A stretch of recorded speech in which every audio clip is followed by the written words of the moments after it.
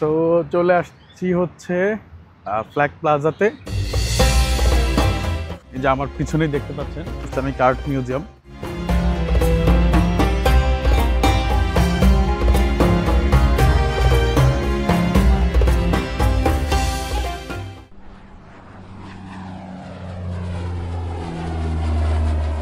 Good morning সবাইকে। কালকে রাতে অনেক ঘোরাঘুরি করেছি। বড় ভাই সাথে ছিল, উনি সময় দিয়েছেন, তাই সব কিছু ওইভাবে ভিডিওতে আনা হয়নি। ওনার সাথে টাইম স্পেন্ড করেছি, পুরো দোহা সিটিটা ঘুরেছি, এখান থেকে ওখানে, ওখান থেকে ওখানে অনেক ঘোরাঘুরি করেছি, যেহেতু ওনার পার্সোনাল কার ছিল। সো ওনার গাড়িতে করেই ঘোরাঘুরিটা হয়েছে।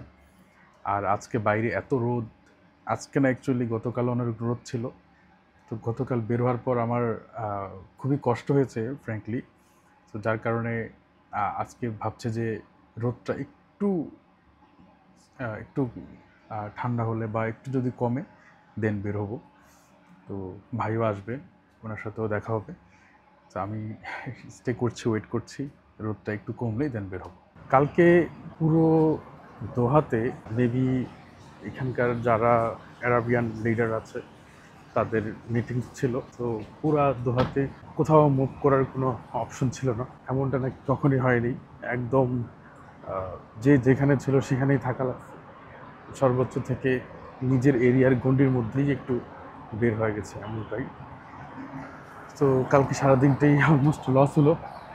পরে রাতে জাস্ট একটু ঘোরাঘুরি করে আসলাম। রাত 8টার পরে গিয়ে সব কিছু খুলেছে, আর কোথাও যাওয়া হয়নি, যেতে পারিনি। ব্যাড লাক বলা চলে এটাকে। আজকে একটু বের হলাম। আজকে ফ্লাইট আমার একটু পরেই। এয়ারপোর্টে যাওয়ার আগে ভাবলাম আমার আশেপাশে যে জায়গাগুলো আছে একটু 1 ঘন্টা বা আধা ঘন্টার মধ্যে একটু সি অফ করে আসি। একটা দেশে তো আর চাইলেই চুজ করে আসা যায় না, যেহেতু মিস করেছি অনেক কিছু, একটু ঘুরে আসার চেষ্টা করি। এখন কালকে আপনাদেরকে দেখিয়েছিলাম যে এখন যে ফ্ল্যাগ প্লাজা যে ইয়েটা আছে, ফ্ল্যাগ প্লাজার এখানে যাওয়ার চেষ্টা করছি।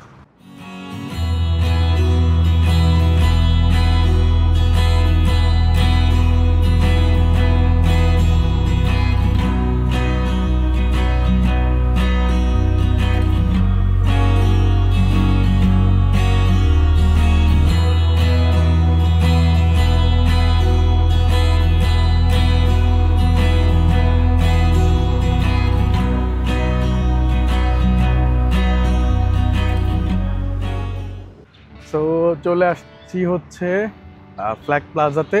অনেক সুন্দর একটা জায়গা, এখানে অনেকগুলো দেশের ফ্ল্যাগ আছে। আমার কাছে মনে হচ্ছে যে অলমোস্ট সব কান্ট্রি ফ্ল্যাগই হবে এখানে আছে। এই যে এখানে চলে আসলাম, এটা আমার হোটেল থেকে খুবই কাছাকাছি। তো আসলে আধা ঘন্টায় তো সব কান্ট্রি সবগুলো জায়গায় প্লেস ঘোরা সম্ভব না, যতটুকু পারছি কভার করার চেষ্টা করছি আর কি।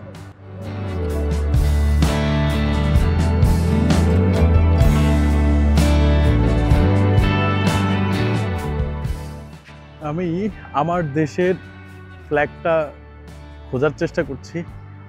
আমার দেশের ফ্ল্যাগটা কোথায়? Where is Bangladesh?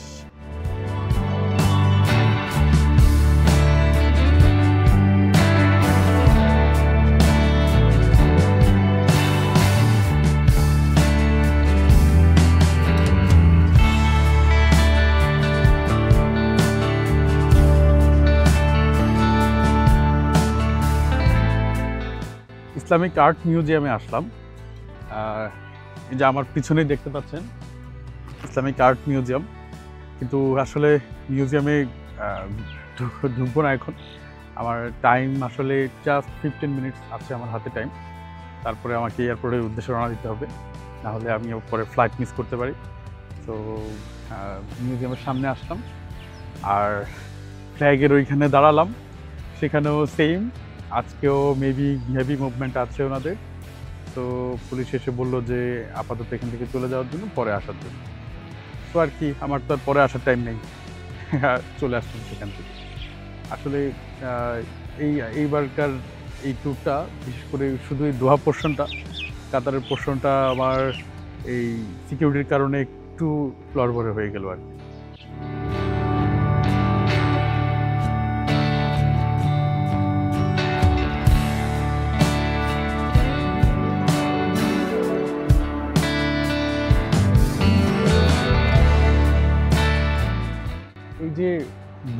দো ক্রুজ যেটাকে বলে, এটাতে আমার গতকাল একটা প্ল্যান ছিল এটাতে সানসেট দেখার, কিন্তু সব ভেস্তে গেল।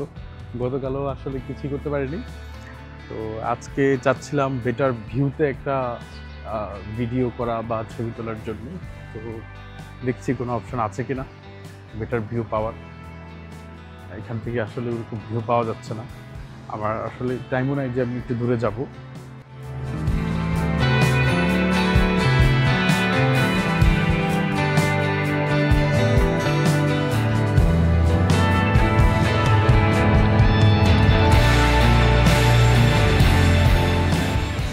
তো রওনা করে দিলাম এয়ারপোর্টের উদ্দেশ্যে, আর আমার ভাই আমাকে এয়ারপোর্টে পৌঁছে দিচ্ছে। যাচ্ছি এয়ারপোর্টে। আসলে ঘোরাঘুরি অনেক হয়েছে, কিন্তু গতকাল সময়টা অনেক লস হয়ে গেল। তারপরে সকালে হ্যাঁ, ওদের ওই প্রোগ্রামের কারণে। তারপরে সকালবেলা চেষ্টা করেছি একটু ঘোরার। যাই হোক, ইজিপ্টে আমার পরবর্তী গন্তব্য হচ্ছে ইজিপ্ট, মিশর। সো আশা করি সেখানে খুব এনজয় করতে পারবো, আর আপনাদেরকেও দেখাতে পারবো কী কী করছি।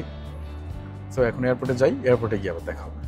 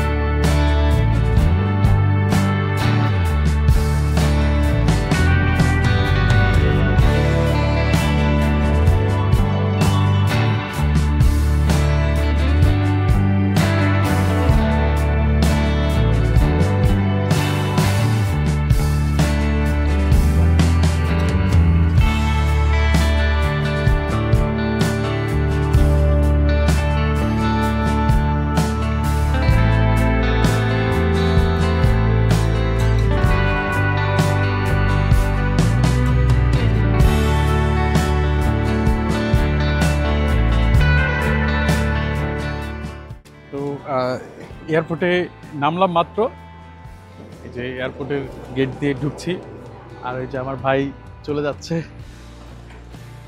যাচ্ছে, আর আমি যে এয়ারপোর্টের গেট দিয়ে এখন ঢুকছি। ভাইয়ের সাথে মোলাকাত হলো, ভাই অনেক কষ্ট করলো আমার জন্য। যাচ্ছি এয়ারপোর্টে। সো এখন থেকে শুরু হবে আমার মিশরের ট্যুর, ইজিপ্টের ট্যুর। তো আপনাদেরকে সব কিছু দেখাবো ইজিপ্টের।